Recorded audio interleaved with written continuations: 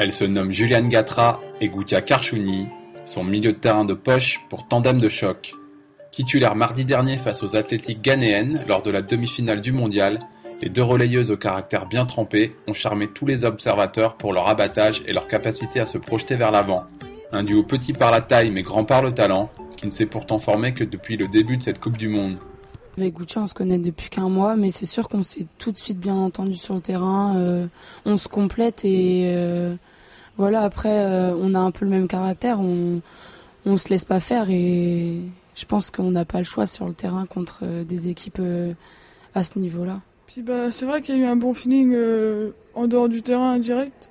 On s'est parlé, on a rigolé. On s'amuse bien en dehors du terrain. On s'entend bien en dehors et après le jeu, c'est merveilleux. Enfin, on se trouve facilement, on arrive à combiner, donc c'est que du bonheur. À 16 ans, la Lorraine Juliane Gatra, qui évolue à l'AS Algrange en D2, vit en tout cas depuis 3 semaines un véritable conte de fées. C'est vrai que c'est super pour moi, puisque quand j'y pense, l'année dernière, je jouais en DH à Voipy. Puis là, je me retrouve en D2 à Algrange. J'ai fait qu'un match et je suis déjà là à la Coupe du Monde avec les meilleurs de ma génération. C'est vraiment une belle progression pour moi et j'arrive pas tout à fait encore à réaliser. D'un an son aînée, la Rodanienne Goutia Karchouni, un peu plus expérimentée sous le maillot bleu, a déjà vécu de belles émotions, en participant notamment en juin dernier à la finale de l'Euro 2012 U17. Et pour la pensionnaire de l'Olympique Lyonnais, cette aventure en Azerbaïdjan a une saveur particulière. Avec cette génération, on a commencé par une Nordic Cup en Finlande. On l'a gagné, on était très contente forcément parce que c'était nos premières sélections et puis ça se récompense par un trophée. Donc c'est fabuleux de commencer par des trophées.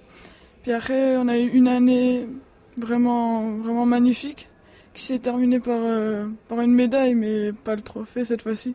Parce qu'on a perdu au penalty, c'est mal passé. La défaite, elle est mal passée, mais sinon, c'est que du bonheur d'être ici. Puis on a eu la chance de venir en Coupe du Monde. Puis de faire un parcours aussi beau que celui-ci, je pense que c'est rare. Et puis je le souhaite à tout joueur ou joueuse de faire ce qu'on a fait, sincèrement. Avec une équipe qui s'entend aussi bien que ça, c'est vraiment beau. Les Bleuettes retrouveront donc samedi après-midi à Bakou sur leur route la Corée du Nord, en finale de cette Coupe du Monde 2012. Un adversaire avec lequel elles avaient fait match nul 1-1 lors de la phase de groupe. Face aux véloces et infatigables nord-coréennes, le sélectionneur Guy Ferrier sait en tout cas qu'il pourra compter sur la ténacité de Juliane Gatra, véritable pile électrique sur le terrain. Je me sens bien, j'ai très hâte aussi et l'équipe, je la sens. Depuis le début, on se sent bien, on fait tout pour aller au plus loin et je sais qu'on donnera tout et qu'on fera tout pour gagner cette finale. À l'approche de ce grand rendez-vous, Goutia Karchouni a confiance dans les capacités du groupe France à faire pencher en sa faveur ce duel indécis. Notre équipe, je pense qu'à chaque match, elle a progressé. À chaque match, on a hissé notre niveau. Puis je pense que après, on n'est jamais sûr d'un match parce que ça va vite pendant un match. On ne sait pas ce qui peut arriver, mais moi j'ai confiance en mon équipe. Je pense qu'on peut aller le plus loin possible. Je pense qu'on peut ramener la coupe en France. Les tricolores vont donc tenter d'aller au bout du rêve en étant les premières à inscrire le nom de la France au palmarès de l'épreuve. Rendez-vous samedi à 17h sur la pelouse du stade Tofik Baramov de Bakou.